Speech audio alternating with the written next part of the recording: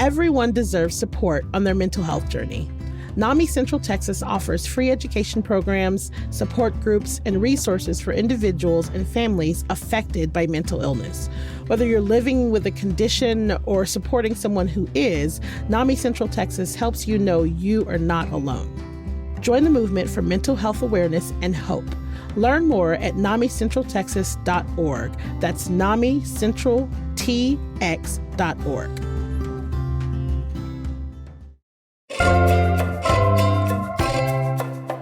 6 months after the devastating floods of July 4th and 5th in Central Texas, the spotlight has shifted. But because of recent reporting on the panicked 911 calls, we're finally getting some insight into what people went through. And it is a stark reminder that even though time has passed, people are still hurting. Today on CityCast Austin, I'm talking to a reporter about what Travis County flood victims need right now.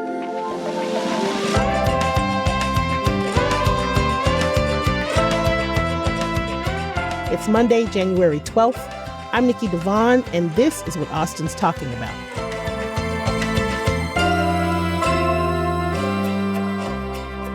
Hello, I am here today with Grace Reeder, reporter for KXAN. Thank you for being here, Grace. What's up? Hey, thanks for having me. So, okay, you have been busy. But you reported on something recently that we're going to get in today. So over the summer, flooding in the Texas Hill Country and in the Sandy Creek neighborhood of Travis County was all we were talking about. It's all everybody was talking about. Why should we still be talking about the flooding now in January 2026, 6 months later? Well, I think first and foremost, it means a lot to these communities. There are a lot of people here who have asked us, please don't parachute in during this tragedy and then forget about us. There's accountability that we still need to follow through with. And that's what we're working on now is, there's a balance between opening wounds for these folks who are trying to heal, but also making sure that there's accountability on the back end for these people who have gone through something that has changed their lives and not forgetting about that accountability just because this isn't in the headlines every day. Yeah, I love the term parachuting in. I love that. And when everybody was talking about it, that's kind of the same thing I was thinking, like what happens in 5 months when people still need help. So I love that you are still bringing this up. So let's go back to July 5th. So here in Travis County, essentially a wall of water destroyed 200 homes, killed about 10 people, and wreaked havoc on our neighbors across 13 miles of Sandy Creek. How are people faring right now? Like, what is the situation on the ground now?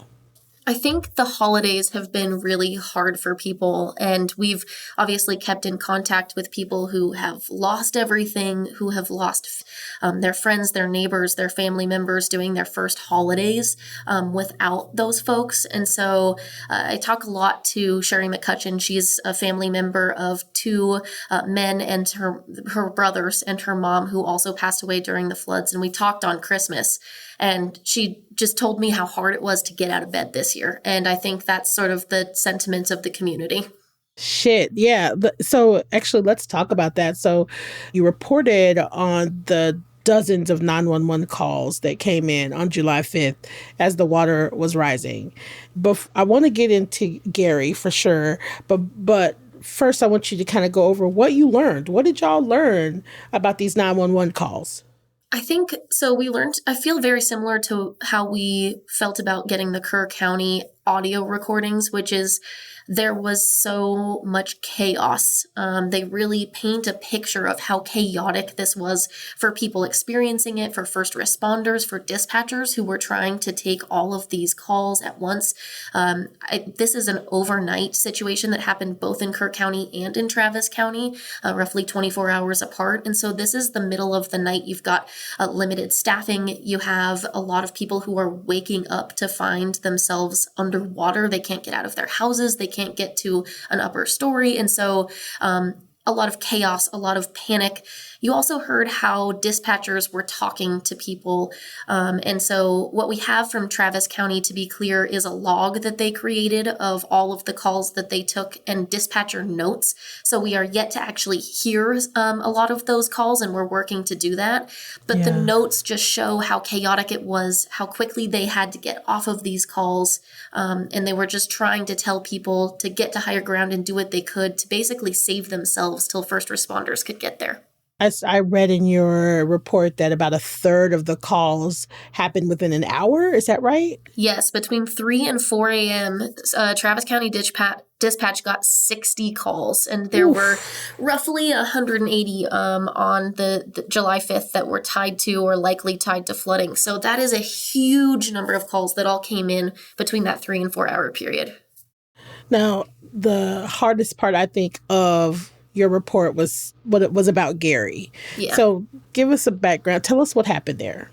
Sure. So one of the calls in the call log was from a man named Gary, and I have been talking to his sisters quite frequently since the flood happened. We've been in regular communication, and so I reached out to the family first just to make sure they knew that my report was coming out. One of the things we're trying not to do is surprise these families with, we're going to have a report airing today, and it's likely that you are going to be impacted by that. I want them to hear it from me first and not turn on the news and be surprised. So that's why I reached out initially. And Gary's sisters told me, we know that Gary made a call, and we actually have the call and we've listened to it. And it was heartbreaking. We did not air a significant chunk of the call because he sounds as though he may have drowned in the call. Shit. So it was, she has been very clear that she wants to talk about her family members when we have a big story like this pop up, because she wants to make sure that the love that this community still has for the people that they lost shines through in our reporting. And we have wanted to make sure that we do that. I have to say, it's really thoughtful reporting to let a family know first, because it's got to be re-traumatizing every single time you see your family member's name pop up without any kind of warning. And it really does speak to the fact that these people are still actively dealing with this. You know what I mean? Like, a lot of us have moved on, but these people are still actively in the throes of something that happened 6 months ago. Right. And so you mentioned that there, when you guys made the request for the calls, there was like a $4,000 price tag on it.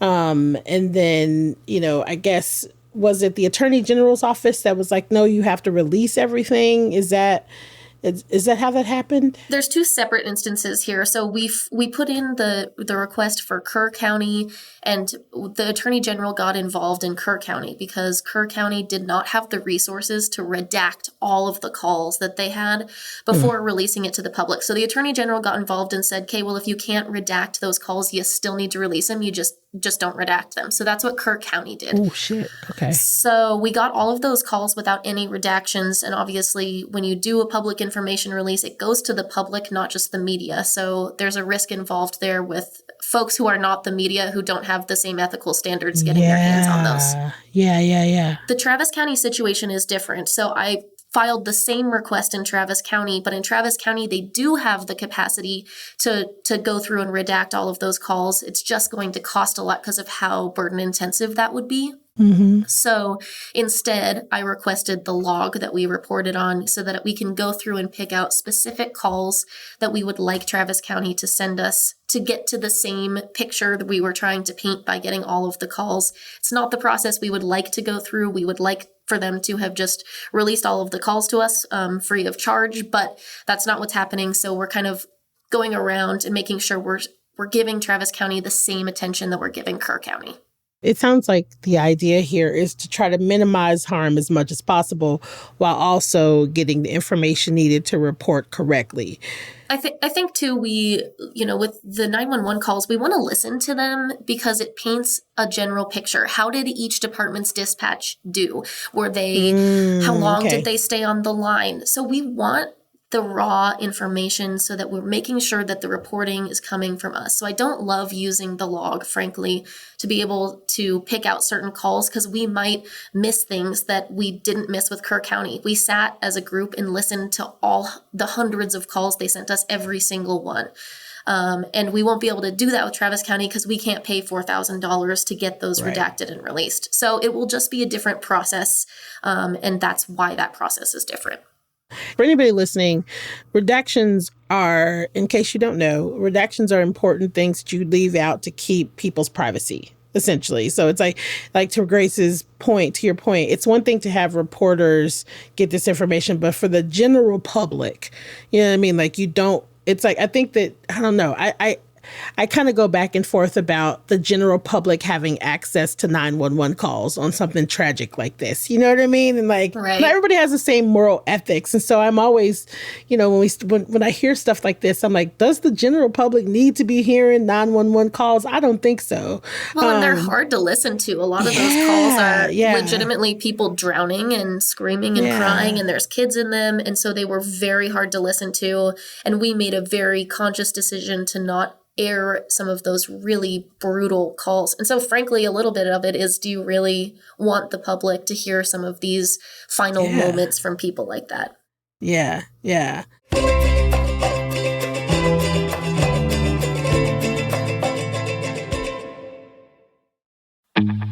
Hey y'all, it's Nikki. Do you need an idea of how to kick off the new year right? Why not plan a weekend getaway with fun, friends, and small town charm at Downtown Brenham's Uptown Wine Swirl on January 17th? You can sample over 40 delicious wines for only $40 while strolling in beautiful downtown Brenham. And if you're like me, you might like to check out music whenever you visit another town. If so, Brenham has you covered because the good vibes don't stop at the Wine Swirl. You can relax and enjoy popular live music throughout the whole county at wine bars, breweries, restaurants, and more. Or you can book some tickets for one of the upcoming shows at the Barnhill Center at Historic Simon Theater. Y'all, it should be no surprise that Brenham is a music-friendly destination. So buy your tickets today because there's a limited supply. Brenham shines bright all year long. Plan your getaway now at visitbrenhamtexas.com. So I'm going to switch gears just a little bit. Travis County has now spent millions on recovery, right? They rebuilt a bridge that was washed out, removed tons of debris, and has even been giving money directly to people. So I'm curious, just how do we think our county's response has been? Like grade A to F. How has our response been over these past few months? Well, let me start by saying that there was a lot of misinformation out the get-go. And this is a community that has very much relied on neighbor-to-neighbor communication and on Facebook. And so misinformation in the community spread quickly. And we did a lot of reporting at the beginning, just trying to bring the temperature down on misinformation and helping people find reliable resources. So I've talked to the county extensively about how they make sure that they are getting information about what they're doing to people more quickly. But I think originally the concerns people had were, well, the county is not out here. And I knew that that wasn't true because I was out every single day for 14 days straight in Travis County with the county. Yeah. And so I think Travis County was there. They have been there. The Austin, resources that they called in resources from all over Central Texas to show up immediately. So we've done a lot of reporting about, okay, what was the timeline like for Travis County? How quickly did they get there? What resources did they send? And it sort of counters the public narrative that some neighbors there may have. And so I have a lot of reporting that I have done about Travis County's response and what it has continued to be. But Travis County is still there. I mean, I was out there yesterday and they still have resources out there. It's not that they have disappeared. So Travis County is still very much involved in the recovery process. Wow. Wow. Okay. I like that response better than a grade. When you're talking about tragedy, you're talking about things like this, nothing is enough, right? No. You know what I mean? Like it just feel it nothing is enough. You could be there in 35 seconds and Right. it's still going to be like what took you so long? You know what I mean? Like when you're scared and things are happening and it's tragic, it's really hard to quantify whether or not someone's doing a good job because nothing is going to feel like enough. So do we know what still needs to be done? Well, a lot of these communities are still rebuilding. And I think one of the challenges that they're going to have moving forward is now that this has happened, this is very much, this location, Sandy Creek specifically, is very much in the flood zone. And so rebuilding and getting the permits to rebuild and all of the process for rebuilding in the same spot may not be possible at all for some people. And so there's just a lot of this community is going to have years of trying to rebuild and figure out how to move forward. And for the families that we have talked to who have lost people, this will never be done. This will live forever for them. So we have years of reporting to come on this. And there's just every day we are trying to make sure that we're not missing things that can be made easier for people and reporting on that. But this is just going to be a long process. This was a catastrophic and extremely large flood. Yeah. Yeah. And so what would you think from your view, since you're pretty on boots on the ground, right? So everyday average Austinites, that want to help Travis County, that want to help Sandy Creek, what would you say is the thing that's needed the most just from our neighbors, not the county, not the, like not the city, like neighbors? What could we be doing to help? I think at this point, it's money. People don't have the resources to relocate or to rebuild, and so they're just left stuck. And so Travis County has opened up a way for people to donate. That money goes straight to the victims of this and people who need the help. And so at this point, I think that's really, if people are still interested in participating, making sure that you're helping people financially is frankly the biggest need right now. I figured that would be the answer, but I just feel like sometimes you just got to it's money. That is what it is. Everything costs, right? So I wanted to ask you quickly, because I know in Kerrville, officials are actually still looking for one camper from Camp Mystic.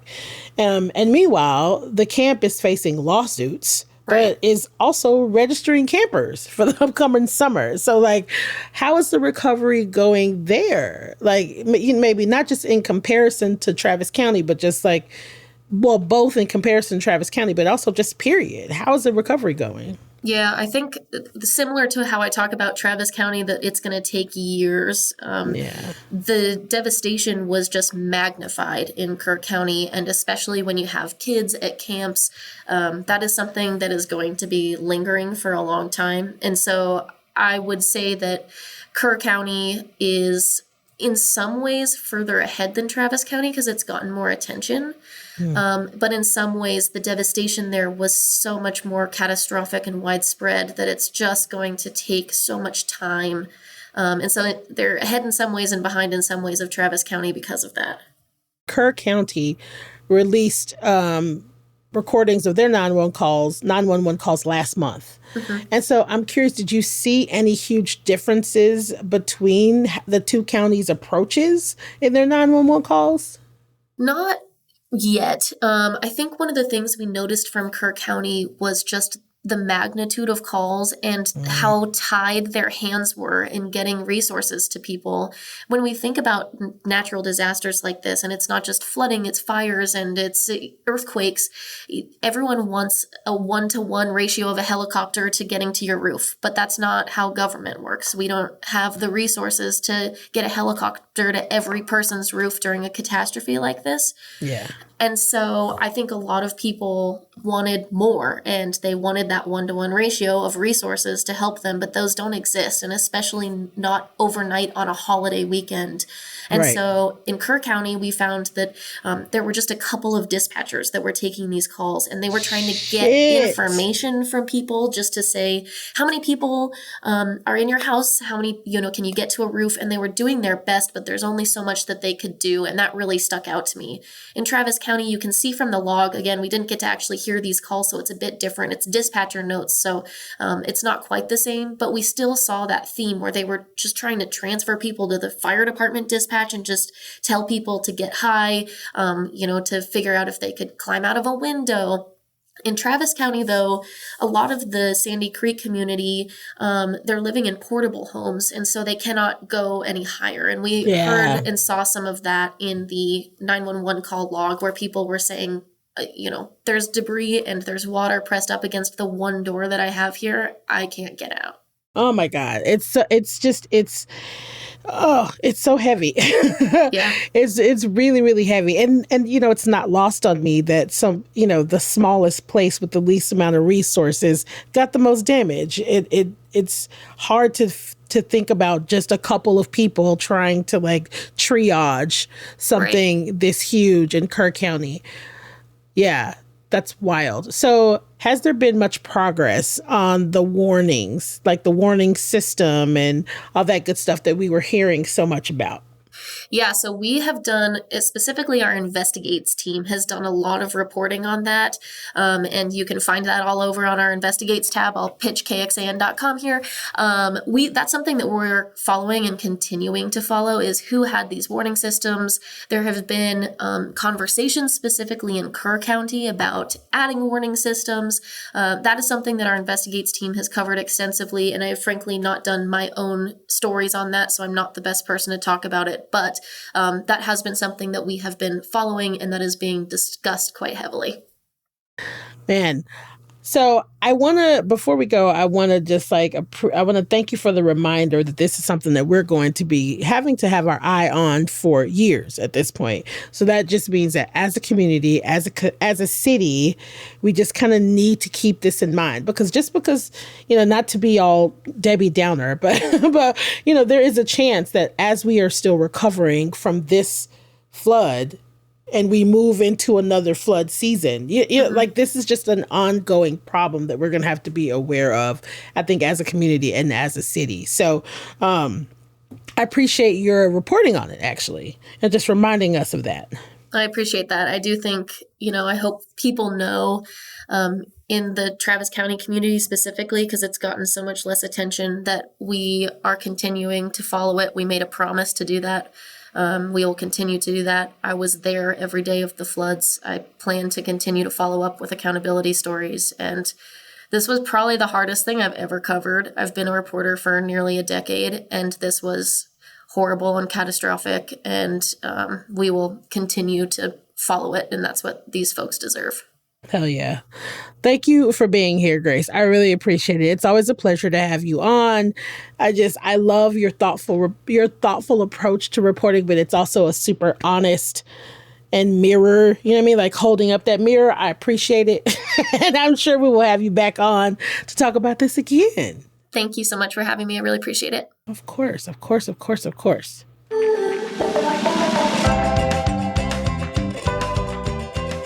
That's all for today here on CityCast Austin. You can find links to Grace's reporting and KXAN's investigation into the warning systems in our show notes. If you enjoyed the show, tell your friends, rate the show, leave us a review, and you guessed it, subscribe to our Hey Austin newsletter. And as a reminder, we got a membership program, y'all. If you love us and you love what we do and you love that we keep these conversations open, support us by becoming a neighbor. Go to membership.citycast.fm. We'll be back tomorrow morning with more news from around the city. Bye, y'all.